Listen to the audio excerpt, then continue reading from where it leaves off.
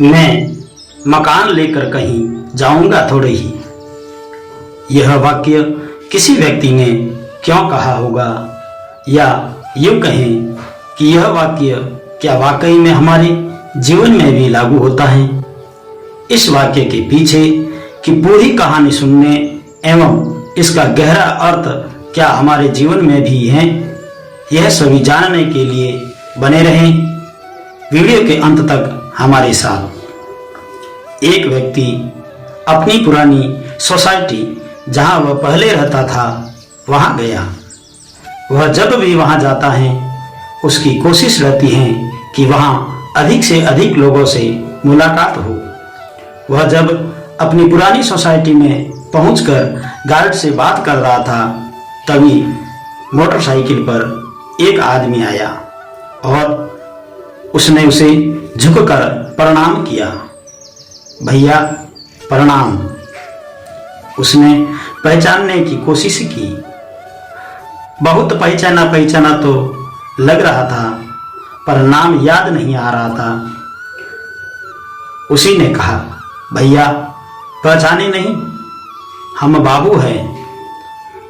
बाबू उधर वाली आंटी जी का नौकर। अरे बाबू, तुम तो बहुत ही तंदुरुस्त हो गए हो, आंटी कैसी हैं?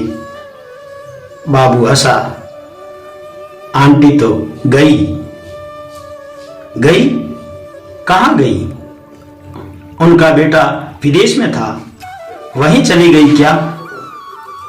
ठीक ही किया होगा, यहां अकेले रहने का क्या मतलब था? अब बाबू थोड़ा गंभीर हुआ। उसने हंसना रोक कर कहा, भैया आंटी जी भगवान जी के पास चली गई। भगवान जी के पास? ओ, कब? बाबू ने धीरे से कहा, 2 महीने हो गए। क्या हुआ आंटी जी को? कुछ नहीं, बुढ़ापा ही बीमारी थी। उनका बेटा भी बहुत दिनों से नहीं आया था। उसे याद करती थी पर अपना घर छोड़कर वहां नहीं गई। कहती थी कि यहां से चली जाऊंगी तो कोई मकान पर कब्जा कर लेगा। बहुत मेहनत से यह मकान बना है। हाँ, वो तो पता ही है। तुमने खूब सेवा की, अब तो वह चली गई। अब तुम क्या करोगे? अब बाबू फिर हंसा। मैं क्या करूंगा? भैया पहले अकेला था, अब गांव से परिवार को ले आया हूं। दोनों बच्चे और पत्नी अब यहीं रहते हैं। यहीं? मतलब उसी मकान में?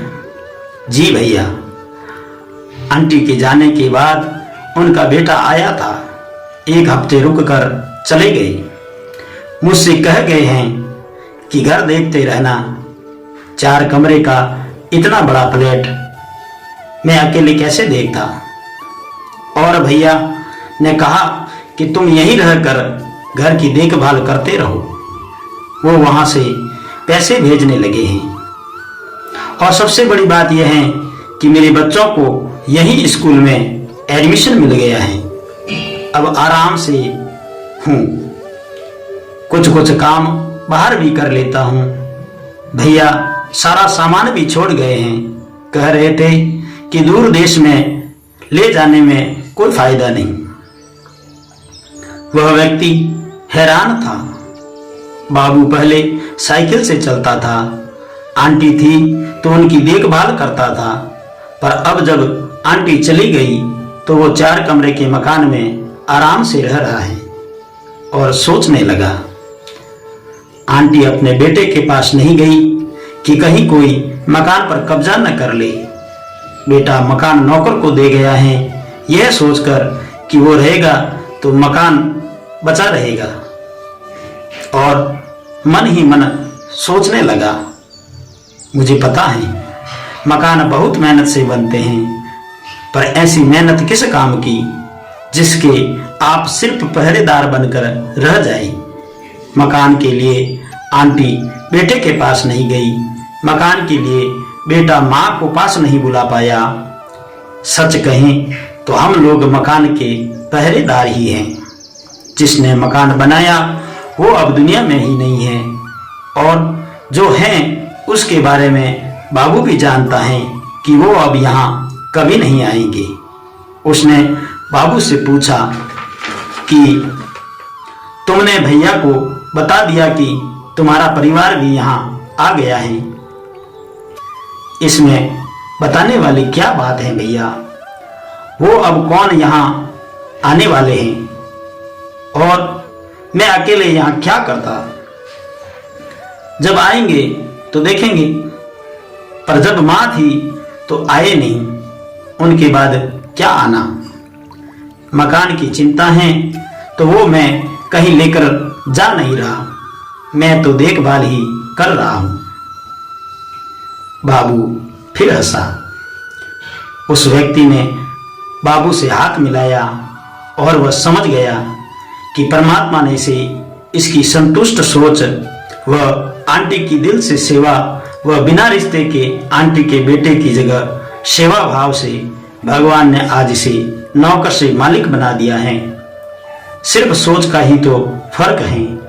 बाबू भले ही आज नौकर हैं, किंतु उसका जीवन आज इस मकान के मालिक की तरह है, क्योंकि अब वह व्यक्ति समझ गया था कि जब आंटी मकान को लेकर नहीं गई तो बाबू भी सही कह रहा है कि मैं मकान को लेकर कहीं जाऊंगा थोड़े ही।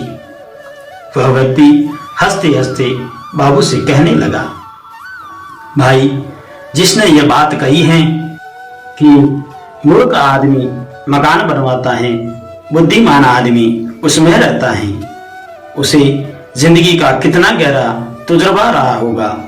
बाबू ने धीरे से कहा, साहब, सब किस्मत की बात है। वह व्यक्ति वहां से चल पड़ा था, वह सोचते हुए कि सचमुच सब किस्मत की ही बात है। लौटते हुए उसके कानों में बाबू की हंसी गूंज रही थी। मैं मकान लेकर कहीं जाऊंगा थोड़े ही, मैं तो देखभाल ही कर रहा हूं। वह सोच रहा था, मकान लेकर कौन जाता है, सब देखभाल ही तो करते हैं। आज इस घटना ने उसे सोचने पर मजबूर कर दिया कि हम सभी क्या कर रहे हैं। जिंदगी के 4 दिन हैं, मिलजुल कर हंसते हंसाते गुजार ले, क्या पता कब बुलावा आ जाए, क्योंकि इस धरा पर सब यहीं धरा रह जाएगा। एक बार अवश्य चिंतन करें। अगर आपको इस चर्चा को सुन किसी सीख का अनुभव हुआ हो या आपको यह वीडियो अच्छा लगा हो तो कमेंट बॉक्स में अपना अनुभव एवं विचार अवश्य लिखें एवं वीडियो को लाइक करें और हमारे चैनल अंबाज यानी अखंड मां भगवती अविनाशी ज्योत चैनल को सब्सक्राइब करें और इसे ज्यादा से ज्यादा शेयर अवश्य करें। धन्यवाद।